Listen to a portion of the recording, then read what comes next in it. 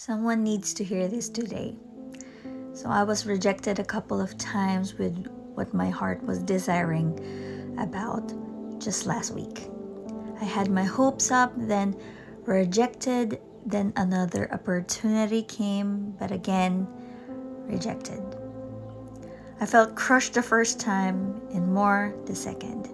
I already told this to my husband and to my sister, and I appreciate their consoling me, but there's still a part of me that aches. For I knew what I'm desiring was right, and it is for God's glory, but it didn't happen the way I wanted to happen. So I felt the disappointment spreading to my heart, but God is so good that He let me understand the position of the people who rejected me. That let me not be angry to these people and take revenge. But I asked for a word to clear my thoughts and my heart, and this is what God gave me. As Jesus was getting into the boat, the man who had been demon-possessed begged to go with him. But Jesus said, "No.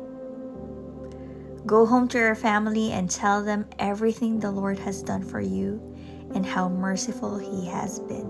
I've read this whole passage so many times, as you've known, and this just hit me hard that when Jesus says no, it is His way of directing us back to His heart.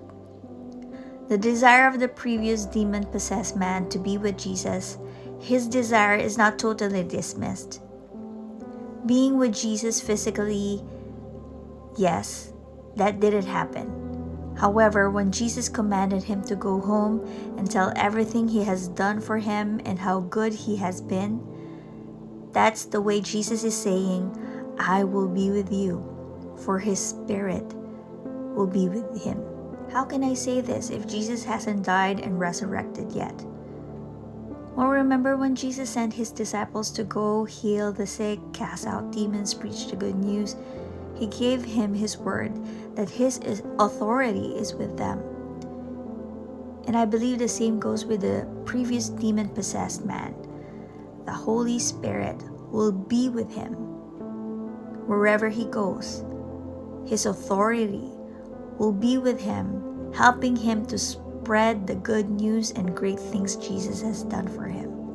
I love his response to Jesus. When Jesus said no, it didn't stop him to continue to follow Jesus, because the word says, those who obey His command will be loved by Jesus and the Father, and He will be revealed to that person. So I believe the same with me. I was eyeing a specific thing. I asked from God, but He didn't give that to me. But it doesn't mean that He is rejecting my desire. He is just showing me another route towards my desire. And with us today, the Holy Spirit is not just with us, but in us.